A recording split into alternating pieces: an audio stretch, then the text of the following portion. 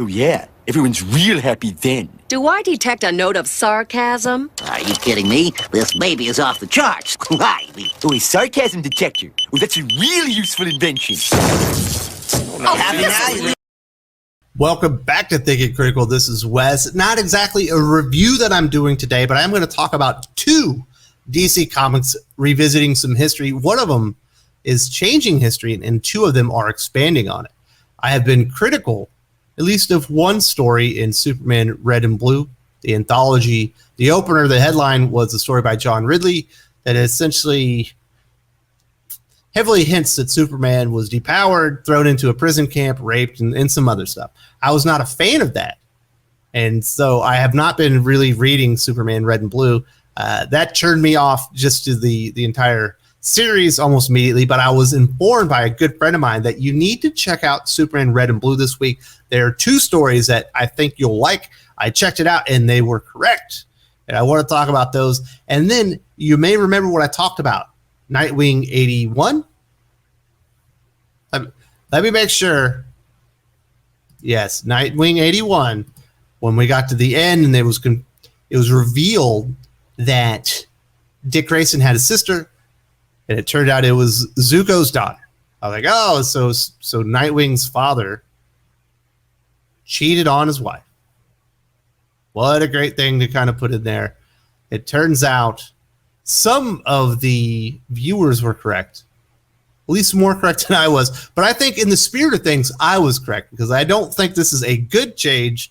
You are going to get thinking cynical in the hardest degree when I talk about this Nightwing story. If you read Nightwing and you're like, man, that was a really good change, and you came away real positive, you might want to skip that segment. I'm going to put timestamps on here so you could watch the first segment, which will be this Daniel Warren Johnson Superman story. The second segment, which will be this Nightwing Tom Taylor retcon that I think, if you think about it, is really, really bad.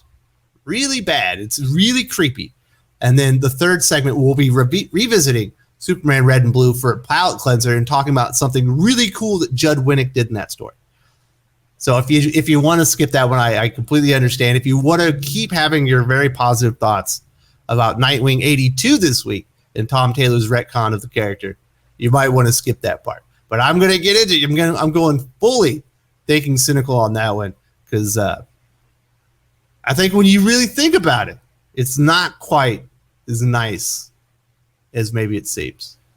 But first, let's talk about something good. We're going to be talking about Superman Red and Blue. I'm going to book in this bitch with two really good stories. I'm going to talk about the very last story in Superman Red and Blue by Daniel Warren Johnson, writer and artist. I believe it's called Generations. And this thing is fantastic. I do not know if Daniel Warren Johnson is the father. I'd be shocked if he wasn't, because this man gets it. I felt like someone had put my story of becoming a father onto paper. And it turns out we've got Pa Kent. He's become a father for the first time. He's gone to church. He's talking to his priest. And he's saying, I'm unconfident. I don't know what to do. I've never been a dad before. I just adopted this boy. And I'm just like, I have no confidence. I don't know what I'm doing. I felt the exact same way. I remember when I was in the hospital with the first child. I'm sitting there with my wife, and her in-laws are there, and we've got all these visitors and everything. And then everyone's like, all right, we're leaving. And I was like, oh my goodness. They're just leaving the three of us here. My wife had just come out of surgery, so she wasn't exactly in any condition, and it was just me and the baby, and I'm taking care of both of them. And I was literally frightened. I was like, I do not know what I'm doing here. I'm over my head. What am I going to do here? I've never taken care of a baby before. This child is completely reliant on me at the moment, other than, feeding. And I remember the baby was crying and crying. I checked the diaper. The diaper was okay. And, we tried to feed him. He wasn't hungry and everything. I finally put him up on my shoulder. I tried burping him, and I got two good burps out there. The baby didn't cry for an hour.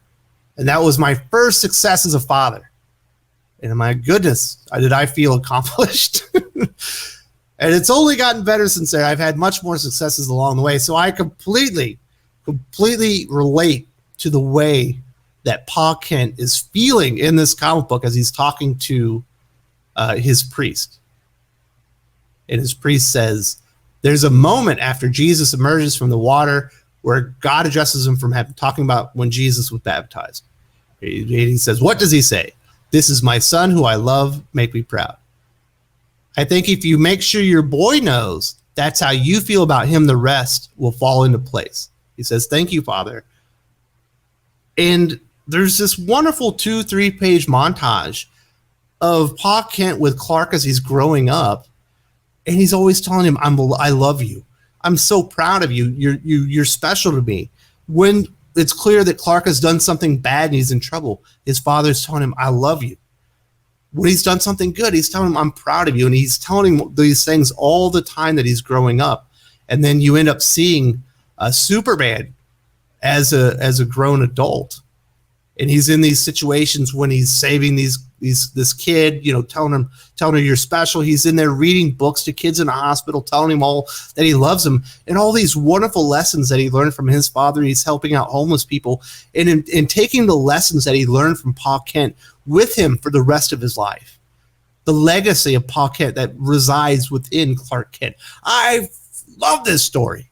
Just made me feel so good about being a father. I could completely relate to what Pa Kent was going through. I imagine this is something maybe that Daniel Warren Johnson has experienced recently. If he hasn't, congratulations. You kind of get what it's like to be a father for the first time. And it's one of those things, it might be confirmation bias, but when I think of Superman as a superhero, he's not a superhero because he can fly and he's got heat vision and he's got X-ray vision and he can hear, things happening all around the world. Those things enable him to be a superhero. The reason he's a superhero is because of the upbringing and the lessons that he learned from his father. If he was not the man that he is, if he didn't have the strength of character that Clark Kent has, he couldn't be Superman. And that I've always thought that about the character. And I think this really just drives it home, and I loved it. Daniel Warren Johnson is quickly, he's making leaps and bounds. He's jumping up my list to one of my favorite creators. What he's doing right now on Beta Ray Bill is fantastic. And what he does here with this really short, it's probably 8 pages max, it's just gorgeous. It's a lovely portrayal of what Pa Kent imparted to the world, the gift that Mom Pa Kent gave to the world when they raised Clark Kent to be the man that he is, where he was able to take the gifts that he was given and really do some really special, amazing things with it.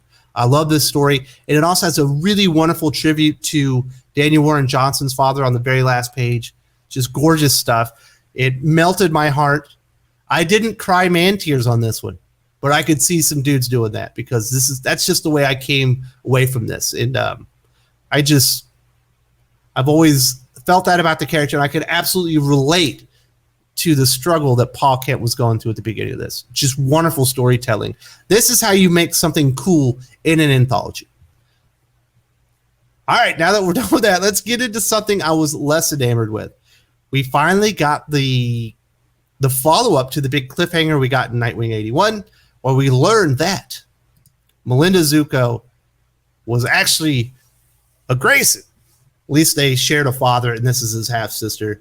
And we find out that Melinda Zuko's mother was essentially she's not really a slave. She was sold to Tony Zuko as a bride. You know what I mean? Like sex trafficking kind of thing. And he bought her at a young age, takes her to the circus, and while they're at the circus, she escapes. Tony Zuko is looking for his lost bride that he bought, and they run into the Flying Graysons. It turns out they are not together yet, but we've got John Grayson, and it turns out they're more than the Flying Graysons. They're already superheroes. They beat the shit out of Tony Zuko as they're like bouncing off of things. It was whatever. I guess they're trapeze artists. They can kick ass and take names. They're lucha libre wrestlers as well, and they get into this big conflict. Owner of the circus, Haley, shows up. He's like, put him down, talking to the strong man about Tony Zuko. The circus is closing, and he says, I'm looking for my wife. She ran away, but you seem like such a catch. And this is another thing. These two come off as complete dickheads, and they're like real smarmy with a lot of the shit they say. It does not work for the characters, I think. They've been retconned to be kind of wise asses. I don't think it really serves the purpose of the story.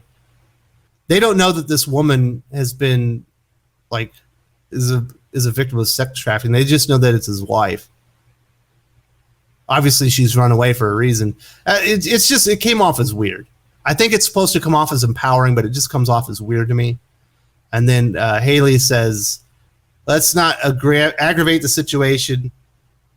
You know, this came pre-aggravated. Whatever. It turns out Melinda Zuko's mom was hidden in their trailer, and she joins the circus after she has been saved by the Flying Graces. They're not the Flying Graces yet because they're not married. But after they save them, she and John have a relationship, which I think comes off as really creepy. This is a young woman that was sold to Tony Zuko as like a bride, trafficked. She's saved, and then the savior ends up having is having sex with her. I think that comes off as really creepy. If you go and read the Warren Ellis, So Many of Us stuff, and you read all the testimonials, this is fucking 100 times creepier than anything Warren Ellis did.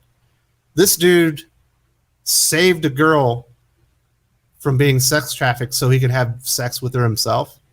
That's really weird. And she knows that he's in love, but they haven't got together yet. And then we find out that Zuko comes back and finds her. And she even says, you know, they've been having sex. I heard John even looked for me, but Tony took me far away. So he looked for her for a little while, but he stopped looking. And 6 months later, Melinda was born. So he looked for her. And then 6 months later, you know, she was born. He didn't even look for her for 6 months. He was like, slam, bam, thank you, ma'am. I guess she's gone. We know that she was kidnapped. I guess I'll just stop. Don't call the authorities or anything. And she has the baby. Tony Zuko's aware that that's not his kid. But he kind of goes with it. And then she ends up escaping again. And what's the first thing that Melinda's mom does as soon as she escapes Tony Zuko years later? She goes and looks for John, the man that had saved her from sex trafficking so he could have sex with her himself. And it turns out he's already remarried, already had another kid. The ages of the two children don't look to be too far off. So he obviously didn't wait too long before he decided to start laying it in to another woman. She never lost faith in John Grayson, but he obviously lost interest in her almost immediately. I think this just comes off terribly. There are other ways of looking at it, but if you look at it, you know, in the most cynical way, and that's the way I'm looking at it, this makes John Grayson look like an enormous piece of shit. Save somebody from sex trafficking so he can bang her. She gets kidnapped, stops looking almost immediately so he can bang another chick and marry her and have another kid with her.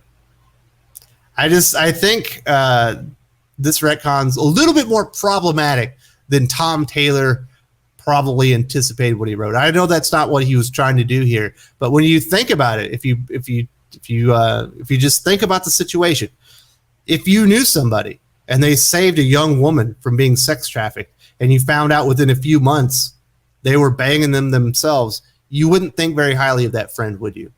I wouldn't. So I don't like it. I think it comes off as really creepy, creepier than anything Warren Ellis did. And they think he's a very bad guy. So I guess John Grayson is now a villain that does not respect women, as far as I can see. Now, let's get a palate cleanser. Let's bring it back to something good. Let's get back to Superman Red and Blue. And there's a fantastic story that ends this called Fetched from Judd Winick. I really like Judd Winick. I think it's a travesty that Judd Winick is not working like at DC Comics as their like number one writer. He really gets the characters, in my opinion. not everyone's going to agree with me, but if they could get Judd Winick on board on exclusive, he should be their number one writer, not some of the other people that they have right now. I would take Judd Winick over James Tynion. Boulder Dash West. I know I have a disagreement. I think Judd Winick does great work here, and we essentially get a new origin for Krypto. We see John Kent as a young man. He's feeling a little alienated. He's just not himself. It's clear to Mom and Pa Kent that something's wrong, and then something happens. He hears it, and you can see Clark goes running for it. His parents catch up with him, and there is a spacecraft very similar, if not exactly like the one that Clark Kent arrived in earlier in his life. He finally touches it, it opens up, and we've got the dog in there, and there's a puppy that is just like, well, not just like, because he is a puppy, Clark Kent. He's got powers and all. He's got the red cape and everything. And we get the first introduction of these two characters, at least according to this. I think it's a wonderful image. Just look how great this is. Now, that is a comic book story. That's something you can actually read with your kids. You can't read everything in Superman Red and Blue with your kids, but you can read this one. And then it even has like a little explanation for it. You've got Zor-El shows up and he's talking. We are attempting another test of the prototype ship, but now with live cargo. Speaking of the dog, I'm confident that life support systems are operating at 100%, but the automated navigational network is still not functioning at final launch standards. So now we know why the dog showed up after the boy. He was launched before while they're testing the ship to make sure that they could send Clark off safely, but the navigation wasn't functioning correctly. But he still arrived at the same time. And then we get this great little, look at that image at the bottom. How cute is that? Personal note, Kal-El has unfortunately taken a liking to the test subject. It's my fault for running evaluations at home and not quarantining the animal in a lab. He babbles to it incessantly. I can't quite make it out, but I think he named it. He calls it Krypto. How good is that? Now that is a damn good comic book story. Thank you, Judd Winick.